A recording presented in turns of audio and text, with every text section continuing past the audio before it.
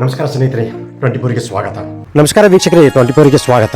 ವೀಕ್ಷಕರೇ, ಇವತ್ತು ನಾವು ಬೆಡಸಗಾಂವ್ ಅಂತ ಉತ್ತರ ಕನ್ನಡ ಜಿಲ್ಲೆ ಮತ್ತು ಮುಂಡಗೋಡು ತಾಲೂಕಿಗೆ ಬಂದೀವಿ. ಇಲ್ಲೊಂದು ರಾಮಲಿಂಗೇಶ್ವರ ದೇವಸ್ಥಾನ ಅಂತ ನೋಡ್ತಾ ಇರೋದ್ರ ಬ್ಯಾಕ್ಗ್ರೌಂಡು. ಈ ದೇವಸ್ಥಾನದ ಏನು ಇತಿಹಾಸ ಅನ್ನೋದ್ರ ಬಗ್ಗೆ ಈ ಒಂದು ಸಮಿತಿಯ ಅಧ್ಯಕ್ಷರ ನಮ್ಮ ಜೊತೆಗಿದ್ದಾರೆ. ಅವರೇ ಕೇಳೋಣ ಬನ್ನಿ. ನಮಸ್ಕಾರ ಸರ್, 24ಗೆ.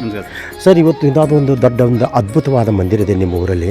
ಈ ಮಂದಿರ ಬಗ್ಗೆ ಏನು ಸರ್, ಇದ್ರ ಬಗ್ಗೆ ಏನು ಪ್ರಭಾವ ಅದ ಮತ್ತು ಎಷ್ಟು ವರ್ಷದ ಹಳೆಯದು ಸರ್? ನಮಸ್ಕಾರ ಸರ್. ಈ ದೇವಸ್ಥಾನದ ಬಗ್ಗೆ, ಇತಿಹಾಸದ ಬಗ್ಗೆ ಹೇಳಬೇಕಂದ್ರೆ, ಈ ದೇವಸ್ಥಾನಕ್ಕೆ ಇತಿಹಾಸ ಇರುವಂಥದ್ದು 1200 ವರ್ಷಗಳ ಇತಿಹಾಸವನ್ನು ಹೊಂದಿರುವಂಥ ದೇವಸ್ಥಾನವಾಗಿದೆ. ಇದು ಮೂಲತಃ ಬಿಜ್ಜಳನ ಉಪರಾಜಧಾನಿ ಅಂತ ಕೂಡ ಕರೀತಾ ಇದ್ದಾರೆ. ಇದರಲ್ಲಿ ನಮಗೆ ಪ್ರಾರಂಭದಲ್ಲಿ ನಮ್ಮ ಬೆಡ್ಸ್ಗಾಮ್ ಎಂಬುವಂಥದ್ದು ಬೆಡ್ಸ್ಗಾಮೆ ಎಂಬುವಂತಹ ಹೆಸರಿಂದ ಪ್ರಚಲಿತ ಇತ್ತಂತೆ. ಅದನ್ನು ನಾವು ಶಾಸನಗಳ ಮುಖಾಂತರ ಕೂಡ ನಾವು ನೋಡ್ಬೋದು, ಗಮನಿಸ್ಬೋದು. ಹಾಗೆ ಬೆಡ್ಸ್ಗಾಮ್ ನಂತರ ಕಾಲಾಂತರದಲ್ಲಿ ಬೆಡ್ಸ್ಗಾಮೆ ಎಂಬುವಂಥದ್ದು ಬೆಡ್ಸ್ಗಾಮ್ ಆಗಿ ಪರಿವರ್ತನೆಗೊಳ್ತು. ಈ ದೇವಸ್ಥಾನಕ್ಕೆ ಇತಿಹಾಸ ಅಂತ ಹೇಳಬೇಕಂದ್ರೆ, ರಾಮಾಯಣ ಕಾಲದಲ್ಲಿ ರಾಮ ಮತ್ತು ಸೀತೆ ಲಕ್ಷ್ಮಣರು ವನವಾಸಕ್ಕೆ ಬಂದ ಕಾಲದಲ್ಲಿ ಶ್ರೀರಾಮರೇ ಸ್ವತಃ ತಾವೇ ಒಂದು ಕೆತ್ತನೆ ಮಾಡಿ ಶಿವಲಿಂಗವನ್ನು ಪ್ರತಿಷ್ಠಾಪನೆ ಮಾಡಿರ್ತಾರೆ. ಸೀತೆಗೆ ಬಾಯಾರಿಕೆ ಆದಂಥ ಸಂದರ್ಭದಲ್ಲಿ ದೇವಸ್ಥಾನದ ನೈಋತ್ಯ ಭಾಗದಲ್ಲಿರುವಂತಹ ಶಿಲಾ ಬಂಡೆಗೆ ಬಾಣವನ್ನು ಬಿಟ್ಟಾಗ ಅಲ್ಲಿಂದನೇ ನೀರು ಚಿಮ್ಮಿತೆ ಎಂಬುವಂಥ ಒಂದು ದಂತಕಥೆ ಕೂಡ ಇದೆ. ನಂತರದಲ್ಲಿ ಪಾಂಡವರ ಕಾಲದಲ್ಲಿ ಪಾಂಡವರು ದೇವಸ್ಥಾನವನ್ನು ನಿರ್ಮಾಣ ಮಾಡಿದ್ದಾರೆ. ಈ ದೇವಸ್ಥಾನ ಏನು ಬ್ಯಾಕ್ಗ್ರೌಂಡ್ ಇದೆ ಎಲ್ಲ ಪಾಂಡವರನ್ನೇ ನಿರ್ಮಿಸಿದ್ದಾರೆ. ಪಾಂಡವರು ನಂತರ ದೇವಸ್ಥಾನದಲ್ಲಿರುವಂಥ ಕೆಲವೊಂದು ಮೂಲಭೂತ ಸೌಕರ್ಯಗಳನ್ನು ಅವರೇ ಮಾಡಿರುತ್ತಾರೆ ಎಂಬುವಂಥದ್ದು ಒಂದು ದಂತಕಥೆ ಕೂಡ ಇದೆ. ಅದಷ್ಟೇ ಅಲ್ಲದೆ ಕೂಡ ಇಲ್ಲಿ ಬೆಡ್ಸ್ಗಾಂವದಲ್ಲಿ ಸಾಕಷ್ಟು ದೇವಾಲಯಗಳು, ಶಿಲೆಗಳಿಂದಲೇ ಮಾಡಿರುವಂಥ ಸಾಕಷ್ಟು ದೇವಾಲಯಗಳು, ಶಿವಲಿಂಗಗಳು ಸಾಕಷ್ಟು ನಮಗೆ ದೊರಕ್ತಾ ಇದೆ. ಅದರ ಜೊತೆಗೆ ದೇವಸ್ಥಾನಕ್ಕೆ ಸಂಬಂಧಪಟ್ಟಿರುವಂತಹ ಶಾಸನಗಳಾಗಿರ್ಬೋದು, ಹಾಗೆ ವೀರಗಲ್ಲುಗಳು, ಮಾಸ್ತಿಗಲ್ಲುಗಳು ಕೂಡ ಸಾಕಷ್ಟು ನಮಗೆ ದೇವಸ್ಥಾನದಲ್ಲಿ ಸಿಗುತ್ತೆ. ಇಲ್ಲಿಯ ವಿಶೇಷ ಏನಪ್ಪ ಅಂದರೆ, ಯಾರಿಗೆ ಮಕ್ಕಳಾಗಿರೋದಿಲ್ಲವೋ, ಬಂಜೆತನದಿಂದ ಯಾರು ಬಳಲ್ತಾ ಇರ್ತಾರೋ ಅಂಥವರು ಈ ದೇವಸ್ಥಾನಕ್ಕೆ ಬಂದು ಹರಕೆಯನ್ನು ಮಾಡಿಕೊಂಡು ತಮ್ಮಲ್ಲಿ ಆಗುವಂಥ ತುಲಾಭಾರವನ್ನು ಕೂಡ ಸೇವೆಯನ್ನು ಸಲ್ಲಿಸ್ತೇವೆ ಅಂತ ಯಾರು ಹರಕೆ ಮಾಡ್ಕೊಳ್ತಾರೋ ಅಂಥವರಿಗೆ ವರ್ಷ ತುಂಬುವುದರೊಳಗಾಗಿ ಮಕ್ಕಳಾಗುವಂತಹ ಪ್ರತೀತಿ ಕೂಡ ಇರೋದರಿಂದ ಪ್ರತಿ ಮಹಾಶಿವರಾತ್ರಿಯ ಮರುದಿನದ ಅಲ್ಲಿ ತುಲಾಭಾರವನ್ನು ಕೊಟ್ಟು ದೇವರಿಗೆ ಹರಕೆಯನ್ನು ಸಮರ್ಪಿಸ್ತಾರೆ. ಹಾಗೆ ಮತ್ತೊಂದು ಇತಿಹಾಸವನ್ನು ಹೇಳಬೇಕಂದ್ರೆ, ಇಲ್ಲಿ ನಮ್ಮ ಕಾಡಿನಲ್ಲಿ ಎಲ್ಲೇ ಈ ಅರಣ್ಯದಲ್ಲಿ ಹೋದರೂ ಕೂಡ ಶಿವಾಲಯಗಳು ಮತ್ತು ನಾಗರ ಕಲ್ಲುಗಳು ಸಾಕಷ್ಟು ನಮಗೆ ಸಿಗ್ತಾ ಇದೆ. ಸಾವಿರಾರು ವರ್ಷಗಳ ಹಿಂದಿನ ಈ ಮೂರ್ತಿಗಳನ್ನು ನಾವು ಉಳಿಸಿ ಅದನ್ನು ಬೆಳೆಸ್ಕೊಂಡು ಹೋಗಬೇಕಾದ ನಮ್ಮ ಧರ್ಮ. ಇದರ ಬಗ್ಗೆ ಸರ್ ನಮ್ಮ ಸರ್ಕಾರದವರು ಏನಾದರೂ ನಿಮಗಾದರೂ?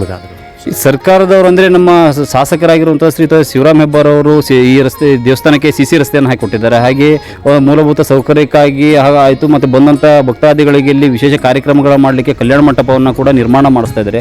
ಅದರ ಜೊತೆಗೆ ನಮ್ಮ ಅರಣ್ಯ ಇಲಾಖೆಯಾಗಿರುವಂಥ DCFO ಸರ್ ಆಗಿರುವಂಥ ಹರ್ಷಭಾನು ಸರ್ ಅವರು ವಿಶೇಷವಾಗಿ ನಮ್ಮ ದೇವಸ್ಥಾನದ ಬಗ್ಗೆ ಕಾಳಜಿಯನ್ನು ಮತ್ತು ಮುತುವರ್ಜಿಯನ್ನು ವಹಿಸಿ ದೇವರ ಕಾಡು ಪ್ರಾಜೆಕ್ಟಲ್ಲಿ ಈ ದೇವಸ್ಥಾನಕ್ಕೆ ಬೇಕಾಗಿರುವಂಥ ಮೂಲಭೂತ ಸೌಕರ್ಯಗಳಾಗಿರ್ಬೋದು, ಹಾಗೆ ಬರುವಂಥ ಪ್ರವಾಸಿಗರಿಗೆ ಕುಳಿತುಕೊಳ್ಳಲಿಕ್ಕೆ ಮತ್ತು ಮಕ್ಕಳಿಗೆ ಆಡಲಿಕ್ಕೆ ಬೇಕಾಗುವಂತಹ ಚಿಲ್ಡ್ರನ್ಸ್ ಪಾರ್ಕ್ ಆಗಿರ್ಬೋದು, ಹಾಗೆ ಉದ್ಯಾನವನಗಳನ್ನು ನಿರ್ಮಾಣ ಮಾಡೋದಕ್ಕಾಗಿ 1 ಕೋಟಿ ಬಜೆಟಿನಂತಹ ಒಂದು ಪ್ರಾಜೆಕ್ಟನ್ನು ಈಗ ಕಳೆದ ವರ್ಷದಿಂದ ಪ್ರಾರಂಭ ಮಾಡಿದ್ದಾರೆ. ಹಾಗೆ ಹಿಂದೆ ಬಿದ್ದಿರುವಂತಹ ಕಲ್ಯಾಣಿಯನ್ನು ಅಭಿವೃದ್ಧಿಯನ್ನು ಪಡಿಸಿ ಅಲ್ಲಿ ಒಂದು ಇತಿಹಾಸ ಮತ್ತು ಇತಿಹಾಸದ ಪ್ರಕಾರ ಹಿಂದೆ ಇರುವಂಥ ಕಲ್ಯಾಣಿಯಲ್ಲಿ ಏನಾದರೂ ನೀರು ಸಂಗ್ರಹಣ ಆದರೆ ಅಲ್ಲಿಯ ಗ್ರಾವಿಟಿ ಪವರಿಂದ ಶ್ರೀ ರಾಮಲಿಂಗೇಶ್ವರನ ತಲೆಯ ಮೇಲೆ ನೀರು ಚಿಮ್ಮುತ್ತದೆ ಎಂಬುವಂಥ ಒಂದು ಶಾಸನದಲ್ಲೇ ಬರೆದಿಟ್ಟಿದ್ದಾರೆ.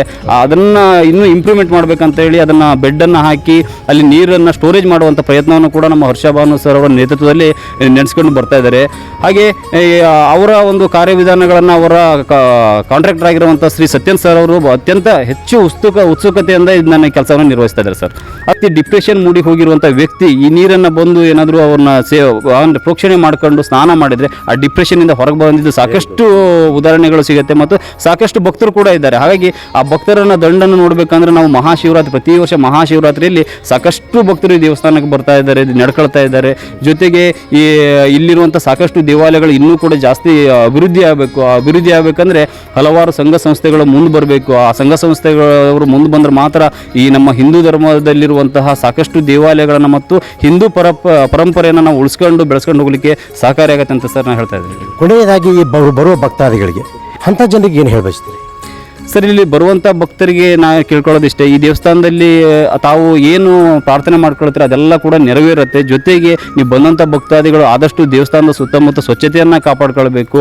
ಹಾಗೆ ಬರುವಂಥ ಭಕ್ತರಿಗೆ ಕಳೆದ 5 ವರ್ಷಗಳಿಂದ ಸಿರ್ಸಿಯ ಮುಂಡಗೋಡು ತಾಲೂಕಿನ ಪಾಲೇಕರನೆಂಬುವರು ಪ್ರತಿನಿತ್ಯ ಮಧ್ಯಾಹ್ನದ ಊಟದ ವ್ಯವಸ್ಥೆಯನ್ನು ಮಾಡಿದ್ದಾರೆ. ಬರುವಂಥ ಭಕ್ತರಿಗೆ ಯಾವುದೇ ರೀತಿ ತೊಂದರೆ ಆಗಬಾರ್ದು. ಯಾಕಂದರೆ ಇದು ಸಿಟಿಯಿಂದ ಅತ್ಯಂತ ದೂರದಲ್ಲಿರುವಂಥ ಒಂದು ಪ್ಲೇಸ್, ಮಧ್ಯ ಅರಣ್ಯದಲ್ಲಿರುವಂತಹ ಒಂದು ದೇವಸ್ಥಾನವಾಗಿದೆ. ಹಾಗಾಗಿ ಬರುವಂಥ ಭಕ್ತರು ಯಾರೂ ಕೂಡ ಹಾಗೆ ಉಪವಾಸ ಹೋಗಬಾರ್ದು ಎಂಬುವಂಥ ಉದ್ದೇಶದಿಂದ ಅವರು ನಾವು ದೇವಸ್ಥಾನದವರಾಗಿರ್ಬೋದು ಅಥವಾ ಊರಿನವರು ಸಣ್ಣ ಪುಟ್ಟ ಸಹಾಯನ ಮಾಡ್ತೇವೆ ಬಿಟ್ಟರೆ ದೊಡ್ಡ ಬಹುಪಾಲನ್ನು ಪಾಲೇಕರ್ ಸರ್ ಅವರೇ ಅವರು ಊಟವನ್ನು ವ್ಯವಸ್ಥೆಯನ್ನು ಮಾಡ್ತಾ ಇದ್ದಾರೆ ಸರ್ ಇಲ್ಲಿ.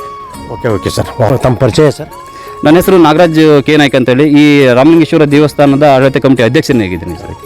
ಇವರು ಹೇಳ್ತಾರೆ ಸ್ನೇಹಿತರೆ, ಅಂದರೆ ಯಾವ ಗೊತ್ತಾ, ಇದು ಒಂದು ಘನ ಜಂಗಲದಲ್ಲಿ ಅಂದರೆ ಒಂದು ಕಾಡಿನಲ್ಲಿ ಇರೋದರಿಂದ ಬರೋ ಜನರಿಗೆ ಇಲ್ಲಿ ಬಂದಂಥ ಜನರಿಗೆ ಕುಳಿತುಕೊಳ್ಳಿಕ್ಕಾಗಲಿ ಪ್ರಸಾದ ವ್ಯವಸ್ಥೆನೂ ಅದೇ ಅಂತ. ಆದರೆ ಬರೋ ಜನರಿಗೆ ಹೇಳ್ತಾನೆ, ಬಂದು ಈ ದೇವರ ದರ್ಶನ ಮಾಡ್ಕೊಂಡು ನೀವು ಧನ್ಯರಾಗಿ. ಈ ರಾಮಲಿಂಗೇಶ್ವರ ಗುಡಿ ಎಷ್ಟು ವರ್ಷದ? 2000 ಹಿಂದಿಂದದು. ಹೌದು, ಇದು ಪಿಜ್ಜರನ ಉಪರಾಜಧಾನಿ. ಬೆಡಸಗಾಮೆ ಅಂತಿತ್ತು ಮೊದಲು, ಇದೀಗ ಬೆಡಸಗಾಂವ್ ಅಂತ ಹೇಳ್ತಾರೆ ಈಗ.